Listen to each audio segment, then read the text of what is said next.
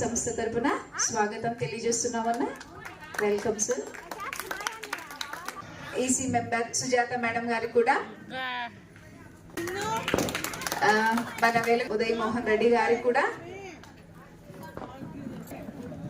అలాగే మన వెలుగు కన్వీనర్ భాగలక్ష్మి మేడం కూడా స్వాగతం సుస్వాగతం.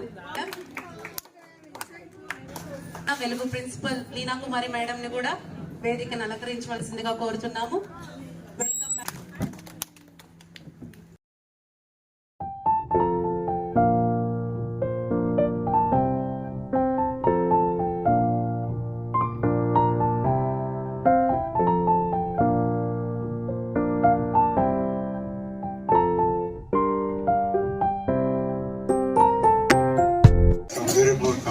నమస్కారాలు.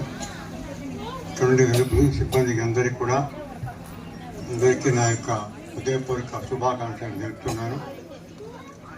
27 సంవత్సరాలు కన్నుమూసి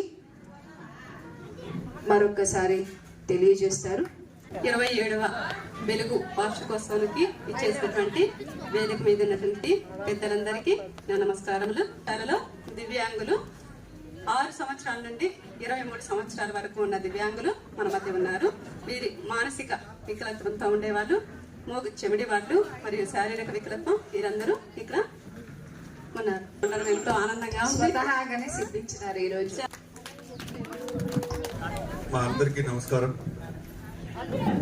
వెలుగు సంస్థకు నేను 1998 సంవత్సరం నుంచి పరిచయమే. ఈ వెలుగు సంస్థకు ఒక అధికారిగా కంటే వ్యక్తిగత సంబంధం నాకు ఎక్కువ ఉంది. నాకు అలాంటి ఉదయమోహన్ మా వదిన భాగ్యలక్ష్మి అమ్మ ఉన్నారు.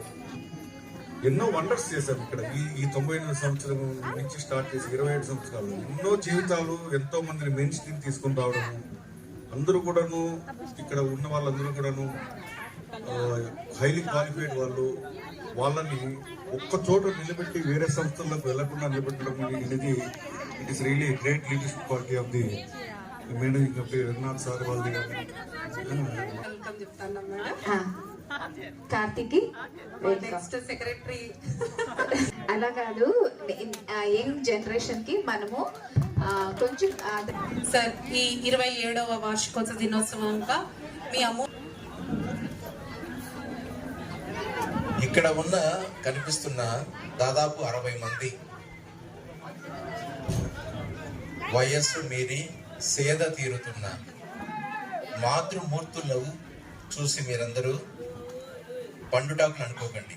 ఎందుకంటే వాళ్ళందరూ తమ జీవితంలోని సంతోషం అనే పత్రహరితాన్ని అంతా ప్రజల కోసం, సమాజం కోసం, తమ కుటుంబం కోసం అర్పించి ఈరోజే సమాజము తృణీకరించి వీళ్ళు సరికారు అని పక్కన పడేస్తే పేరెంట్స్ కూడా ఇలాంటి పిల్లలతో మేము ఎలా వేగాలి అని కుంగిపోతూ ఉంటే అలాంటి పక్కకు పడేసిన రాళ్లను తెచ్చి అద్భుతమైన శిల్పాలుగా చెక్కి మళ్ళీ అదే సమాజానికి అందిస్తున్న సేవామూర్తులు ఇక్కడ ఉన్న ప్రతి టీచర్లు.